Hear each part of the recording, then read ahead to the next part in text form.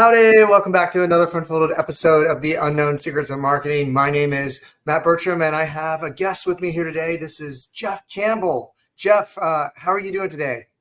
Doing great, thanks, Matt. Well, Geoff is one of our enterprise paid ads and SEO managers here, so he manages a lot of enterprise accounts for us. I guess I'll let you tell the story, Geoff, of kind of how you came to be where you're at. Sure. So I've been with EWR Digital just over 2 years now. And if I go back about 12 years, I'm sitting in my cubicle in the corporate world doing graphics work, and I'm listening to podcasts about SEO. And this is one of the podcasts I was listening to. So just adding to knowledge, continuous learner, going in that mode, just keep adding to my knowledge. And this is one of the best, the best source for SEO knowledge that I found.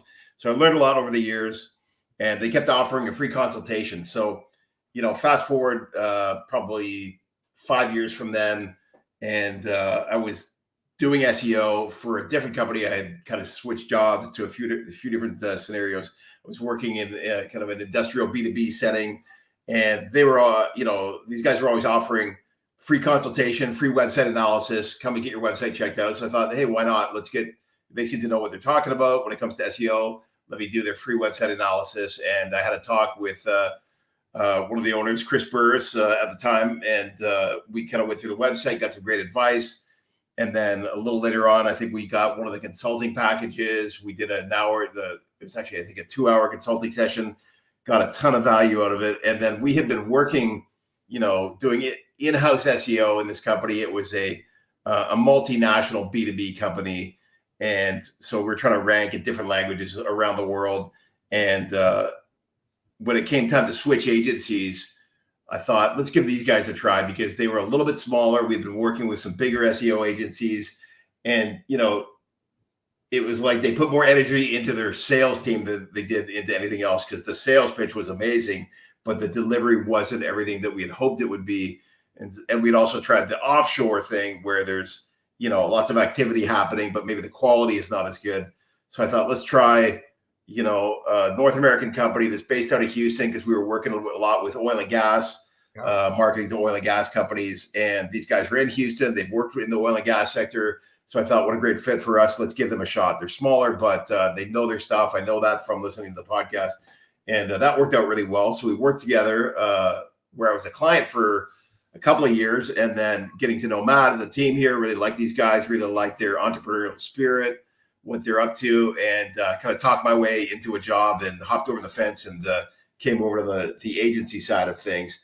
And good news is we were able to keep my old employer as a client. So now I still work with my old manager, and we still have that business relationship. So, but just working on the agency side now, which is definitely faster paced, a little crazier, but you'll learn a ton here. So I love it here. What can I say? Well, awesome. We'll just use that as our kind of testimonial, I guess. We typically read testimonials. We've been getting a lot of great testimonials, not just on the GMB, but on all the Web 2.0s. Reputation management is super important, but that's not the goal of this podcast. The goal of this podcast is to really dive deep with international SEO. I think Canada is a great kind of sub-market to look at, because there's multiple languages. You told me earlier about the size of California, so it's a pretty good size area. It's a great trading partner. It's on the border of the United States. So I think, also you're in Canada, so we're a remote team. Since COVID, we've really embraced that and have brought you into the fold as one of the team, right? Like, we are based here in Houston. We do work with a lot of B2B industrial oil and gas companies.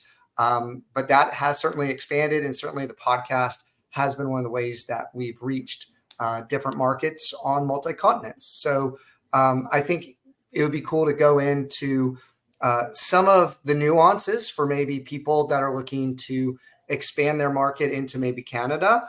Also, companies in Canada, I know there's a lot of companies that try to reach the U.S. market, right? And so we could talk a little bit about that. And then, there's a lot of different things to consider, from, multi-language site, multi-domain site, multi-local, having, country managers, right? So you're kind of, as we move into the Canadian market, country manager. I've done a number of blogs talking about international SEO, and articling tags, and for Search Engine Journal. I've done a number of articles about this too, because not a lot of people understand the complexities of just enterprise SEO is certainly different. There's a lot of legacy technology. There's a lot of working with IT departments and sales departments, not just small business owner, and vice versa. So I want to kind of toss it over to you, Geoff, and you've worked in this space with Canadian companies, U.S. companies, and everything in between. So what are some of the things that you've seen as some of the differences, maybe? Sure. So just to give a little context, I'm sure some of the Canadian listeners, who I know we have many, will be wondering where I'm based. I'm in Hamilton, Ontario, which for anyone who's not familiar with Canadian geography, that's kind of halfway between Toronto and Niagara Falls. So right in the Great Lakes region of Canada, very close to the border, about an hour away from Buffalo, New York. So yeah, the Canadian opportunity for American companies, I think, is, we're sort of up here. You're our biggest trading partner. Lots of, cross-border business is happening. There's a lot of companies that have a footprint on both sides of the border. But there's, real opportunity here in terms of culturally. There are some differences, but there's a lot of similarities as well. There's a lot that we inherently get. We grew up on the same culture, watching the same TV shows, same networks. And a lot of culture has flowed, I think, in both directions. So there's really some distinct differences, but there's a really shared culture in many grounds when it comes to popular culture, and certainly around business culture as well, between the two countries. I think one of the things that people always say is that Canada has a little bit more of a conservative approach to business, a little bit more risk adverse. We like to know that things are going to work out, whereas in the U.S., I think there's a higher tolerance for risk. That's generalized kind of statement. Of course, you're going to find people up here who are willing to take risks and do some interesting things as well. But as far as now, you're just talking about the oil and gas market as a whole, right? Everybody's so conservative because if you change something that's been working for a number of years, people might die, right? And certainly even in the industrial space, there's some real concerns about changing something that's always worked, and there's kind of this slow moving progress. We've seen it be expedited through the digital transformation. Actually, COVID's driven a lot of that with businesses, and I think that there's a lot of value that we've been able to add to industrial across the board. I mean, everybody needs online presence, right? Like, so yeah. And people are using different tools in the toolkit to reach those different kind of people. I mean, is there anything else from a foundational standpoint that is important between the people maybe trying to reach the Canadian market if they're looking to expand like we are, or vice versa, reaching the US, that kind of nuggets that you've learned that may be different beyond risk on?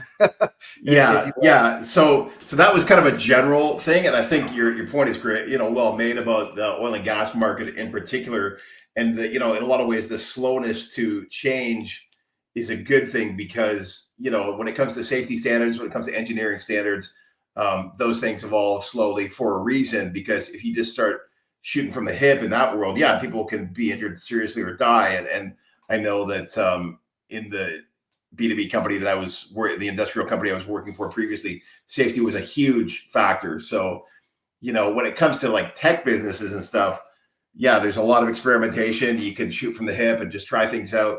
But, in that world of oil and gas marketing, there's a kind of a bit of an old school approach, but it's very relationship based. But the technical tools and the digital tools that are available are huge. So I'm not really answering your question.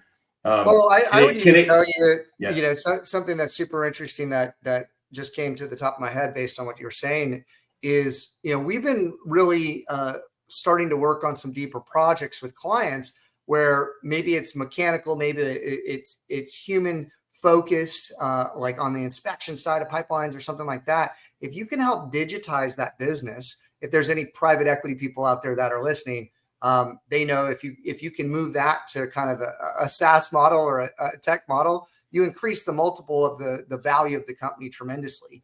And so really investigating digital, there's so much opportunity. It transforms the way businesses generate leads. I mean, that's the biggest thing. If we're focused on the marketing and sales side of things, when you've told me that since coming here, you've gotten leads that are inbound for us, because we're basically a content marketing machine, inbound driven leads. And you've talked to people and seen people come through our lead count that your company, your old company, would be salivating to connect with somebody there, and they're actually calling us. Yeah, absolutely. I'm seeing, if not the exact companies that I was targeting before for it was for equipment rentals. Now I'm seeing them come to us for marketing services. And I think the oil and gas industry is certainly primed for, disruption and digital transformation. I think it's happening. People know that digital has a lot of power to find and identify and bring in new customers. But I think it's really, it's not going to happen all at once. It's going to happen in conjunction with the way that the industry already is, very relationship based, very expertise based.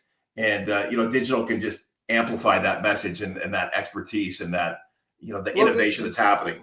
I 100% agree with you. I think that, certainly the relationship based aspect of it is changing a little bit as the new guard kind of comes in, and there's kind of a committees forming on the oil and gas side. So it's not just that one relationship anymore. Okay. But think about what we were just talking about, though, that CROs out there, sales directors out there, you're putting a lot of effort into sales efforts, and maybe there's a marketing function, or there's a account-based selling model, or a B2B strategy that you could implement in addition to your sales force, because you just said it. We're getting calls that your salespeople were trying to go get.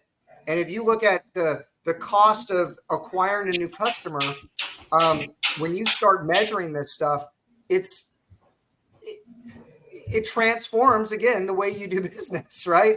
And so let's kind of go more into SEO, international SEO. I think that was kind of the title of this. Let's kind of talk about, in the US, multi-language is not that big a deal. Okay. Because, basically now web accessibility is not the goal of this podcast either. But hearing impaired, visually impaired people make up about of the market space, and also there's some new laws that you really need to be actively trying to pursue: web accessibility, web access for all. But reaching different languages in Texas, we've actually really started to expand for businesses that have Spanish-speaking people to go after the Spanish market, right? And that's been quite successful. I'm hearing a little bit of background noise on your end, Geoff, just FYI. And then, I know in Canada there's multi-language, there's French, right? There's some other languages. I mean, can you speak to maybe that diversity and how important that is, and then maybe even multi-domains, how you view that? Yeah. So, in Canada, of course, we've got two official languages, English and French. And, Quebec is it's got its own unique culture. There's a lot of stuff going on. There's a whole industry of TV shows and movies.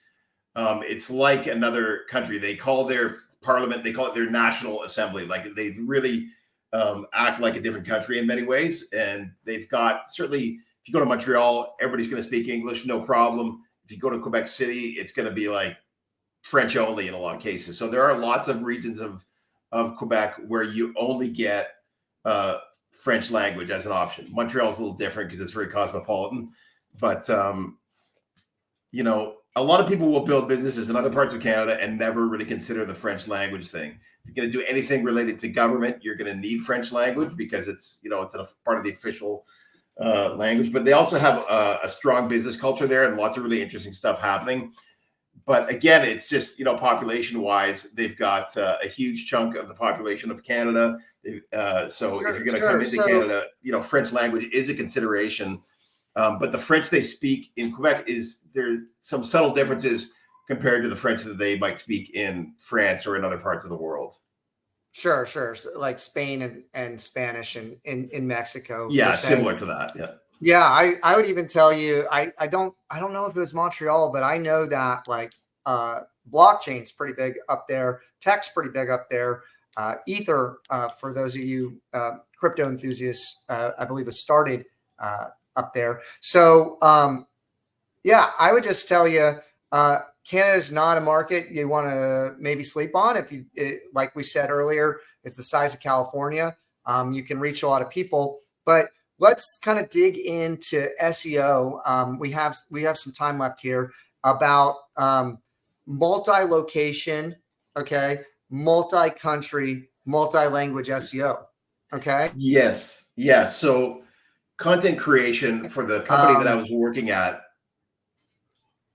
was really challenging because it had to be expert level content. So you can't just write a blog when the technical expertise is the differentiator of the company that you're representing. So finding expert content creators was the challenge.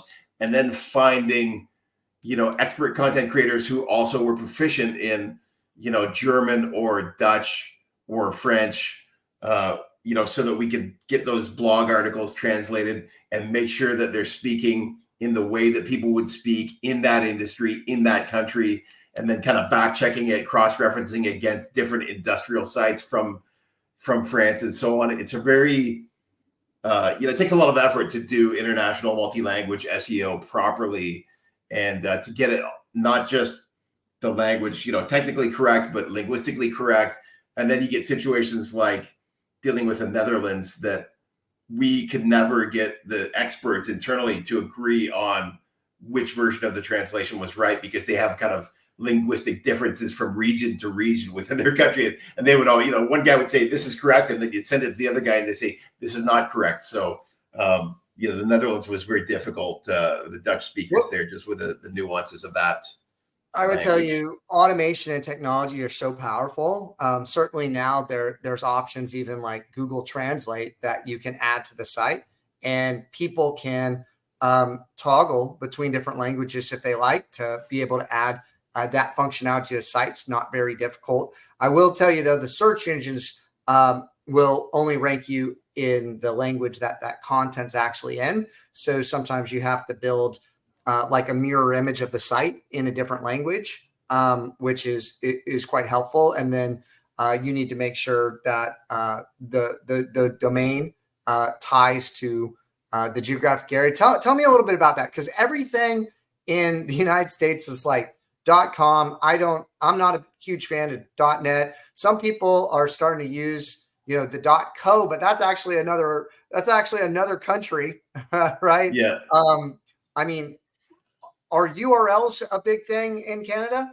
Well, .ca is kind of standard up here, but it's if you have a .ca, it's almost like you're saying, I'm only ever going to do business in Canada, which people can do. You can run a great, successful business and never go outside our own borders. There's enough market here for sure. But I always feel like if you have any notion that you might ever go international, you better figure out some, a .com to build on or something, a .co, whatever else it might be, because I feel like it's a totally acceptable standard here, but it's limiting. When it comes to international, I like it best. I feel like it works best when you have one .com for the entire globe, but you can work it in different ways for different countries. But you got to have your href lang tags in place. You got to have validated, correct translations, and even when you're using something like WordPress multi-site, which will easily spit out for you, different versions, and you can use automatic plugins for translation and things like that. But again, it's got to be validated by humans, and you've got to do things like getting your URLs translated as well, because if the page is in French but the URL's in English, I mean, it'll still rank, but it's suboptimal, right? You always want to have like everything. So it's a very specific thing that you can't just rely on automation to do it. You've got to give it that extra degree of attention, I would say. No, absolutely. I would agree. If you're looking to do business there and you just, and some of those toggles will only do a specific page, or they'll even do just like the body of the content. So then your header and footer. So there's definitely some testing. And okay, so we've talked about multi-language. We've talked about kind of different industries. Certainly we're focused on industrial oil and gas type companies, while we have worked with like finance, technology, healthcare, all that sort of thing. You talked a little bit about the impact of the Canadian culture. I think what you're talking about now too is like the usability of the site, and maybe talk a little bit about mobile SEO. Like, are Canadian users, using it different? I mean, in the US, it's like high mobile rates. It used to be like 50-50, kept climbing. I mean, almost now everything has to be mobile friendly. The Google spiders are mobile first. They don't even look at really desktop. And so, you have to design everything for mobile. I mean, is there anything that you see on how people are using technology differently, or even maybe talk about seasonal trends? Like that's an area for me, like when you came on board, Canadian New Year's, right? Like there's different kind of holidays, Canadian Thanksgiving, Thanksgiving, you're like thinking that. about, yeah. Our New Year's is the same. Chinese New Year's is different, which I'm sure they have a Okay. See, so big educate. Like, Chinese there's probably a population. lot of people out there like me, and I'm going to show my lack of knowledge, and that's why we have an expert, a country manager like you on the team. Um, Educate people on some of those nuances, why they might need to look at that, and if there's any ways that people use technology different. And then I'll dig into a little bit more technical stuff on the SEO side after that. Yeah, I think the pattern of technology use is probably really similar. I don't think there are huge differences. Everybody's on mobile here. Certainly, that pattern of usage is going to be pretty similar to what we have in the US. A lot of our holidays match up with yours. If you're marketing the Canadian market, Thanksgiving is different. It comes in, like a month earlier typically than what you guys have in the US. So there are some differences. I think it's always good if you have a foreign market that you're trying to sell into, to have some, boots on the ground there, somebody that you can talk to that's going to know how to validate things. Because there's even just a local slang. Like we have, when you guys have Memorial Day, we're having Victoria Day, which is kind of like that goes back to Queen Victoria. But locally we call it like May 2-4 weekend, which sort of connects to like a 2-4 is what we call a case of beer. So it's like always going to get a 2-4 for the 2-4 weekend. And I've seen beer ads running that speak in that language. And I thought that's great localization when you're trying to sell into a market, to understand how that market speaks about a particular product. This is the first time I've ever heard that. But one of the things that I know is a big issue, especially for US companies that have expanded to North America or shipped to different areas on the e-commerce side, is when you put in your zip code, right? Or you put in when you're buying something. Can you speak to that a little bit? Oh yeah, that's a pain point that I'm really glad that I get a chance to bang the drum about here, because many times as a Canadian, I've had the experience where I go to a website and I'm filling out my information and I'm trying to buy something, or I'm trying to get registered for something, and then I get to the part where it says zip code, which we actually officially, we don't even call it zip code, we call it postal code up here, and ours is like the same as the British. It's like H7W 9I5 or something like that. It's like letter, number. So it's a different format. And a lot of times I get to a website and it's only formatted for US zip code, and it'll just reject it. And then I can't finish the transaction.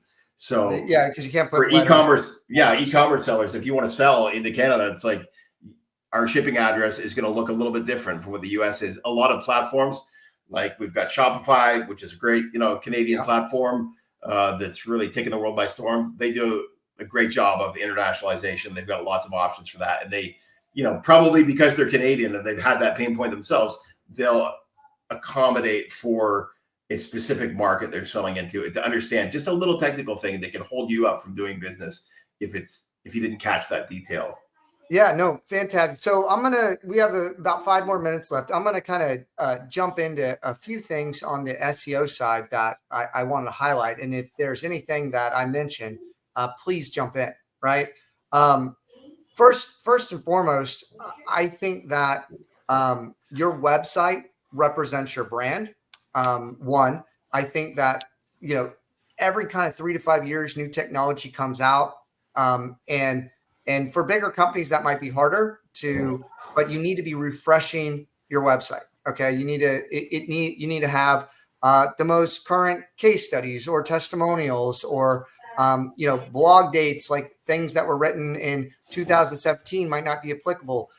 So really looking at your brand, that's how people are engaging with you first. What is it? 85% of the customer journey happens before they pick up the phone and call you, right? So if you're starting to go through digital transformation, your website is your main asset to do that. And so you should really look at updating that to get it ready for the future, right? I would tell you that once you have the website ready, then you got to get the analytics set up. And so once you start getting these analytics set up, you can start seeing how your campaigns are working. Also, you can tie these into CRMs. Maybe you want to talk a little bit about on the paid ad side, on the enterprise side, how important it is if you're driving leads, to sync it in with your CRM to get that full feedback loop if you're doing something like lead scoring. Yeah, this is really important and something that I've found a lot of companies are not doing well. First of all, if you're a sales driven organization, you have to have a CRM, customer relationship management tool, where you track what's coming in, and you've got to figure out how to get your people using it. Because a lot of people view CRM as accountability, and there's kind of that old school mentality of like, let me look at the activity that you've been doing. Have you been busy enough? Let me, as a sales manager, let me apply pressure for you. As a marketing person, that's not at all how we view CRMs. And I don't think that's a great way to use a CRM. The way that it's really powerful to use is to give feedback to the ad platform. Your marketing team should be, as part of your sales enablement, sending in leads, filling the funnel. And they need to get feedback from sales, like, are we giving you good leads? But not just the marketing team, the algorithms, especially for the paid platforms, need to get feedback of, Google Ads will bring you a ton of leads, or Facebook will bring you a ton of leads. But if you give the feedback, close that feedback loop and send the data back to Google to say, this lead was bad, this lead was good, this one got qualified, this one didn't, then it can optimize for more of what you want. Of course, the best case scenario for that being e-commerce, where you get that full closed loop. All the data is coming back. We spent this amount of money in marketing. We got this much revenue from e-commerce. Not everybody's doing e-commerce, but we need to know the value of the leads and get that information back to the algos. I would tell you, email automation and triggers and tags, when leads come in, to basically categorize them and have different drip emails that you can just tag to create those touch points. Because what you're trying to do as a salesperson is you're trying to replicate the perfect sales experience for every person in mass, right? And so the only way you can do that is if you can delegate something, and you have some kind of inbound salesperson or assistant or something like that, or automation. And that's when you start tying these things together, it becomes exceedingly powerful. Well, the biggest thing that I think is undervalued by a lot of companies is the power to, in Google, when people are searching for things, right? They're looking for things. You're not disruption running an ad trying to get them to click on something. And that is great to grab someone's information.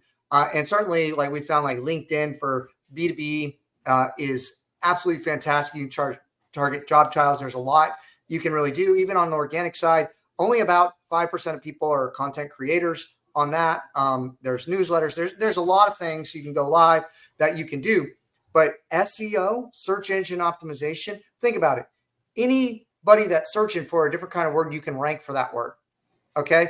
SEO is like a mirror. You put it up, you got to be in the top 100, in the top 10, in the top 5, in the top 3 to really get the leads, right? So it's like horseshoes and hand grenades is a analogy that we use here. You got to be close in horseshoes and hand grenades for it to matter. In SEO, you have to be like top 3, top 5 max. Like that's why SEO doesn't work for a lot of people. All the clicks, all the clicks live there, and the quality of the traffic. I have yet to see a business where the best traffic was not the organic traffic.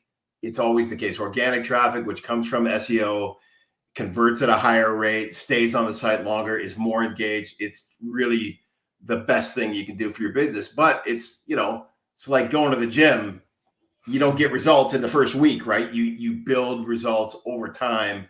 That's why they call it organic, right? It grows naturally if you're investing in it. And for my money, if I was running a business, SEO should just be an ongoing program that's always running at some level. And usually at the beginning, there's a ton of low-hanging fruit. I know we've seen lots of clients, once we get that basic overhaul on their site, just really shoot up within the first couple of months because there was so much low-hanging fruit available for them that they hadn't taken advantage of yet. You've seen that many times. Well, it comes into site architecture, right? When you're building out the site, how you're organizing information. This is an AI that you're basically training to try to learn all the information in the world. And but think about that. If it knows what you want and you send the right signals, it gives you exactly what you want. And if you're not getting what you want, you need that feedback loop to continue to change that. On a little bit of a side note on the paid ad side, paid ads, you always got to have an offer, right? You typically run them to a squeeze page or something like that. I've seen a lot of people just run it to their homepage and they're like, oh, their ads don't work, right? My ads don't work. Well, how you're going about doing it, it's a tool in the tool belt of how you do it. But also ads are like typically people that want a deal or people that need some kind of emergency that are not doing that deep research, right? Like my heater's busted, right? Or something like that. My pipe's busted. Like I need a plumber like immediately.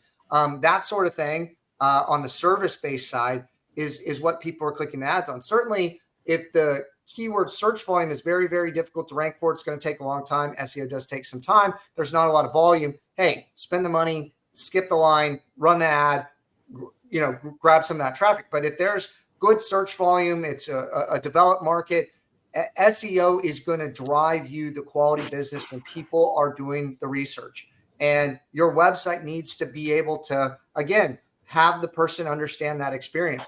Long form sales, short form sales, middle of the funnel, SEO can check the box everywhere, but it depends on that strategy and building that strategy right now. The thing I get with enterprise companies is, well, good luck dealing with my IT team, right? Or good luck dealing with my legal team. And there's definitely some workarounds that you have to do. And you typically have to have a champion internally to push that stuff forward unless you get, the MSA contract where you cover it all. So there absolutely are challenges, but there's workarounds. And then, when you talk about multi-location business, and then you're talking about, 2,500 locations, there are that's different type of SEO than the local mom and pop small business, right? You need a different kind of understanding, different kind of experience, different kind of tools, different kind of analytics to know what's working, right? And so I don't know. I would just tell you we've had a lot of great experiences helping take oil and gas companies from. One of our clients last year was, what was it?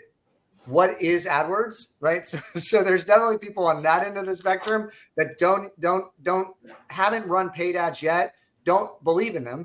And then there's a lot of people that have tried stuff out or have gotten burned. You really need an expert because, again, if you're not in my opinion, the top 3, and if you look at most analytical tools, they separate kind of top 3, top 10, and then kind of top 100 because you got to be, all of it lives at the top. I'm talking 60% something of all the traffic's in the top 3 search results. So it might even be higher than that today. Yeah. So question for you on that. And I think I know the answer, but I want to hear you kind of go into it a little bit. A lot of the specialized B2B type of clients that we get, have things that are so highly specialized that there's really not a ton of search volume for it. There might be a little bit, but it's very highly specialized, and it's like a 1 in 10,000 audience are going to get this special part for their, something about their oil rig, or something about, extraction or transportation of fuel.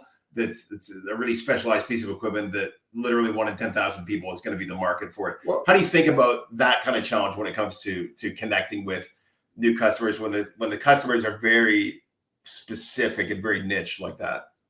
Well, how Google looks at things is something called EAT: expertise, authoritative, and trust. They've added a layer of that of experience now. But there's probably, if it's so niche, there's probably a parent topic, or there's a parent topic of that parent topic, right?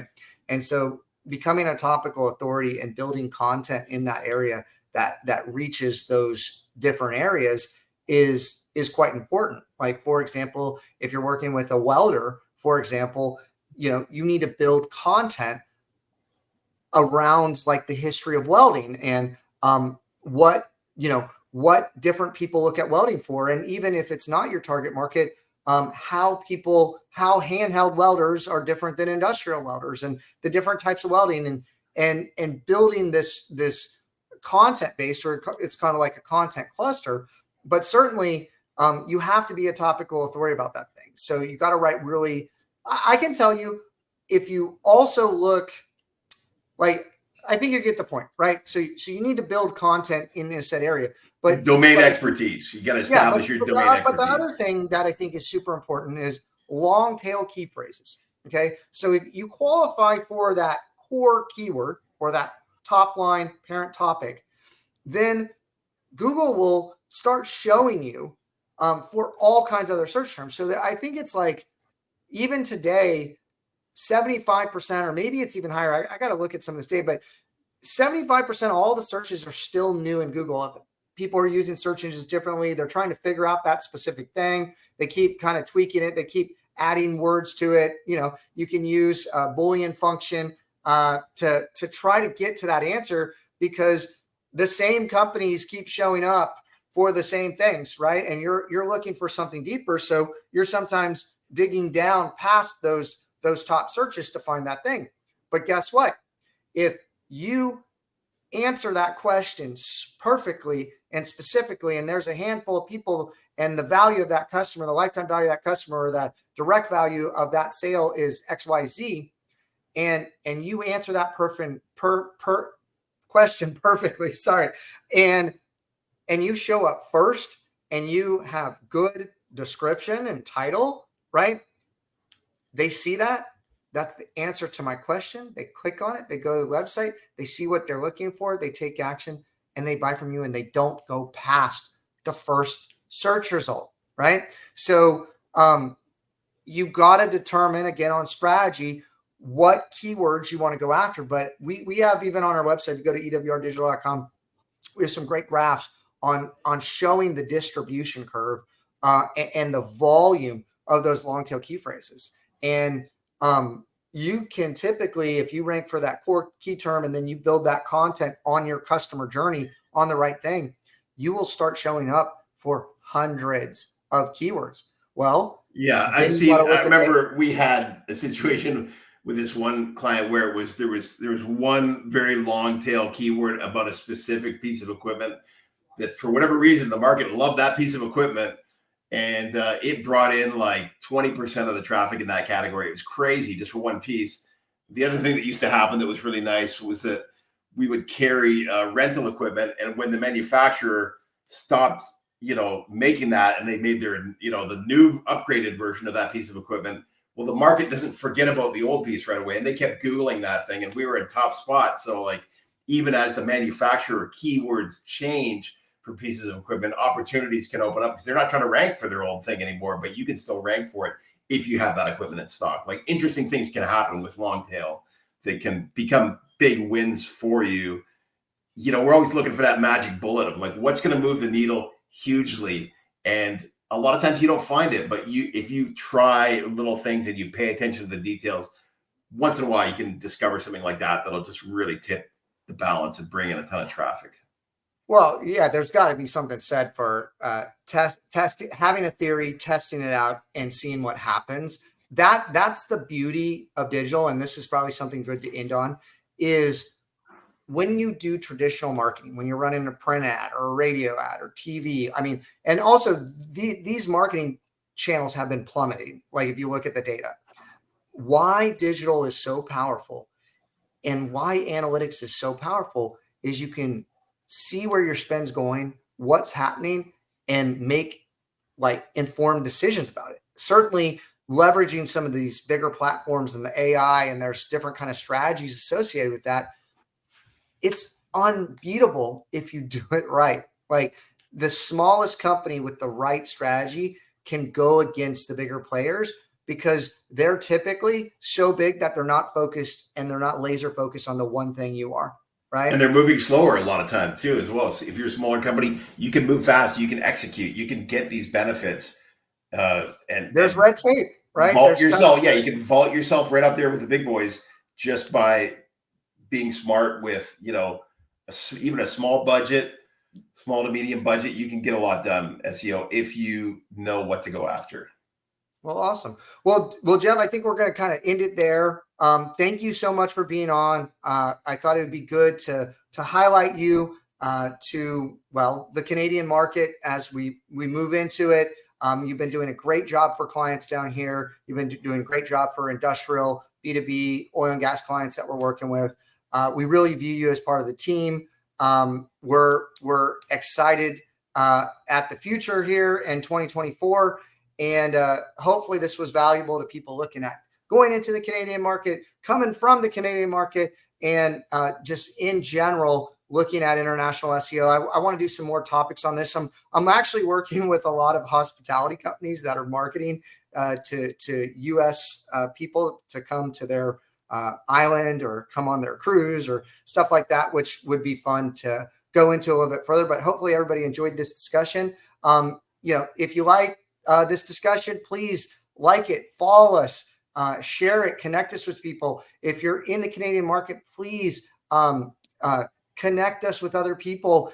If you think that this content's valuable, we would love to connect with you. So I do have office hours. We have great opportunities in Houston with oil and gas, as well as I know you guys have tons of medical research facilities down there, which we also have up here in Toronto and London. We've got some great things going on. So if there's opportunities that you'd like to help us facilitate, or that you'd like us to help facilitate rather, to get you connected either with oil and gas or with medical or any of the other great things that are happening in Houston, Matt's well connected. He could have that conversation with you. Awesome. Well, thank you so much. And if you want to grow your business with the largest, most powerful, most amazing tool that's ever been created on the entire planet, utilize the internet. For new marketing or business. And you can get on our calendar by going to ewrdigital.com and scheduling a consultation. And maybe you'll talk to Geoff or myself. We're on a round robin, so who knows? But thank you again. Bye-bye for now. Bye-bye.